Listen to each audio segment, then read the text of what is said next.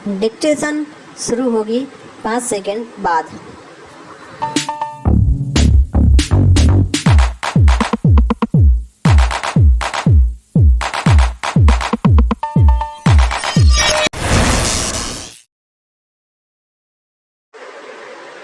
सभापति महोदय, उत्तर प्रदेश राज्य के पिछड़ेपन को दूर करने के लिए पहाड़ी क्षेत्रों का एक अलग से राज्य बनाए जाने के संबंध में यह प्रस्ताव सदन में विचार करने के लिए प्रस्तुत किया गया है। स्वतंत्रता प्राप्ति के 50 वर्षों के बाद भी उत्तर प्रदेश के पहाड़ी क्षेत्रों का जो विकास हुआ है वह अन्य क्षेत्रों की तुलना में बहुत ही कम है। इस क्षेत्र के लोगों के बीच में एक ऐसा असंतोष व्याप्त है जिसका जिक्र वे समय समय पर करते रहते हैं।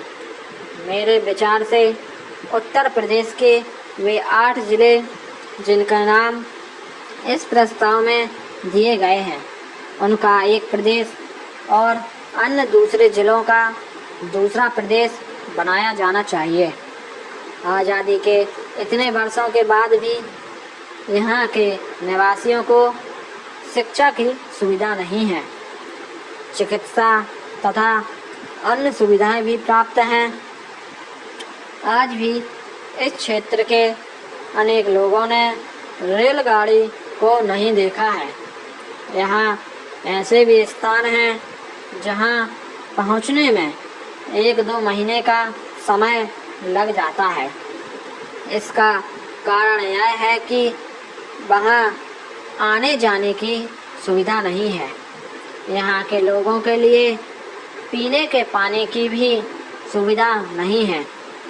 यदि हम उत्तर प्रदेश की जनसंख्या और इसके विस्तृत क्षेत्रफल को देखें तो लगभग 15 करोड़ की जनसंख्या वाला यह प्रदेश अपने देश की सबसे बड़ी जनसंख्या वाला प्रदेश है।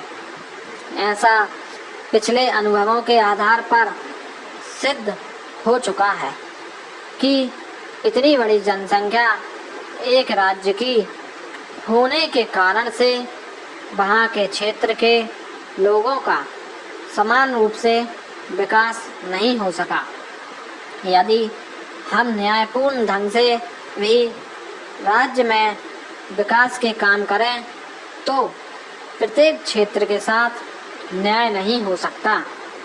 मंत्री महोदय इस बात को स्वीकार करेंगे कि विश्व में ऐसे भी देश हैं जिनकी जनसंख्या उत्तर प्रदेश राज्य की जनसंख्या से बहुत कम है।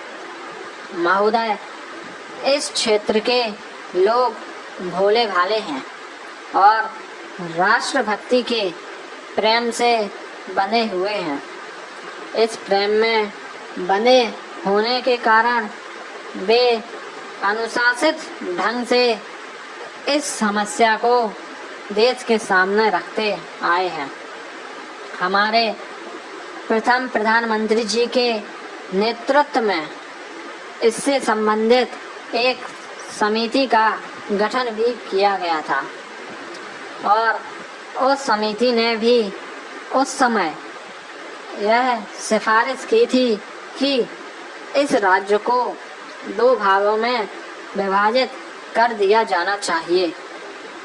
मैं इस बात को बड़े गर्व के साथ कह सकता हूँ कि जहाँ अन्य प्रदेशों ने अपनी समस्याओं के समाधान के लिए हिंसा का सहारा लिया, सरकार के कामकाज में बाधा डाली, वही इस पर्वतीय क्षेत्र की जनता ने अनुशासन में रहते हुए देशभक्ति का परिचय देते हुए और अपनी बात को अनुशासन में रहकर इस देश की सरकार के सामने रखा है। मैं आपके माध्यम से सरकार से पूछना चाहता हूँ कि यदि इस पर्वतीय क्षेत्र का विकास पूर्ण रूप से नहीं होता है तो क्या इसकी जिम्मेदारी केंद्र सरकार के ऊपर नहीं आती है? धन्यवाद।